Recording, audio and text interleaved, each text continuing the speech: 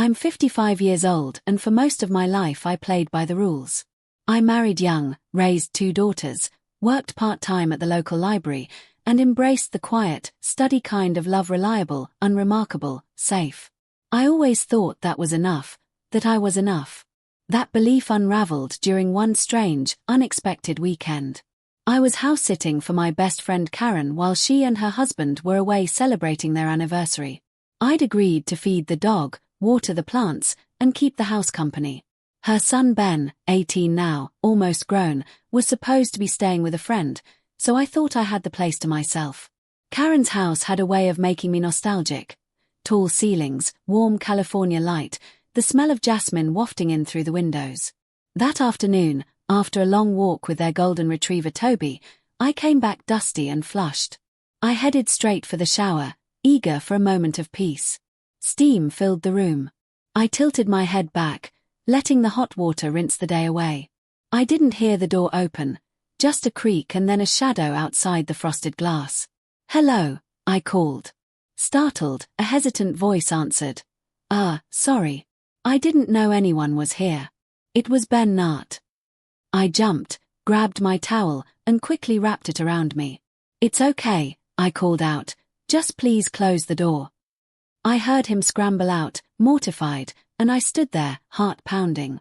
It was a strange cocktail of embarrassment, tension, and something else a feeling I hadn't felt in a very long time. When I emerged dressed and composed, Ben was in the kitchen, eyes glued to the floor, sipping soda like a kid who'd broken a lamp. "I thought you were at Connor's," I said gently. "His mom had to cancel emergency or something." "It's fine, really," I reassured him. "Just a surprise." That broke the tension a bit. He gave a sheepish laugh. "I'll knock next time." We made dinner together, pasta, something easy. I let him help with the garlic just to give him something to do, but as we cooked, I caught him glancing at me not in a way that made me uneasy, but in a way that made me remember I existed outside the rules I'd lived for so long. That night I couldn't sleep. I lay in the guest room listening to the house breathe. I told myself it was just a strange day, but something had shifted. The next morning we moved around each other, carefully polite, quiet, unsure. Eventually, we talked. We acknowledged the awkwardness. And then he asked something unexpected. "Have you ever done something that felt wrong but also kind of right?" I hesitated. "Sometimes life isn't black and white," I said. "Sometimes we find ourselves in the gray." He nodded slowly, not meeting my eyes. "Yeah, that's what it feels like." And I saw it then, not just a boy confused, but a young man stepping into adulthood, fumbling his way through confusing feelings. And me, I wasn't immune. I'd spent so long being needed, I'd forgotten what it felt like to be seen. That evening, a summer storm knocked the power out. We sat in the living room lit by lanterns, sipping lemonade. The quiet was soft, intimate. "You look sad when you think no one's watching," he said. I hadn't realized he noticed no one had in years. "I guess I've gotten good at keeping things quiet," I admitted. "Being needed is different than being wanted." He looked at me not with expectation, not with immaturity, but with gentle recognition. "I see you," he said.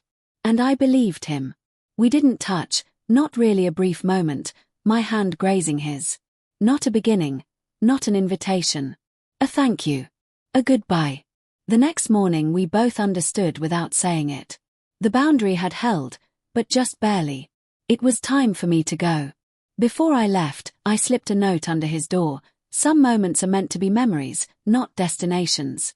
Thank you for seeing me. Be good to yourself, Ben." I drove home feeling quiet but changed. I hadn't fallen into recklessness, but I had brushed against something that made me remember who I still was underneath all the layers a woman capable of feeling, wanting, hoping. And oh, I didn't want him, not really. What I wanted was to feel alive again. And for a brief, strange weekend, I did. Life isn't always about staying on the path.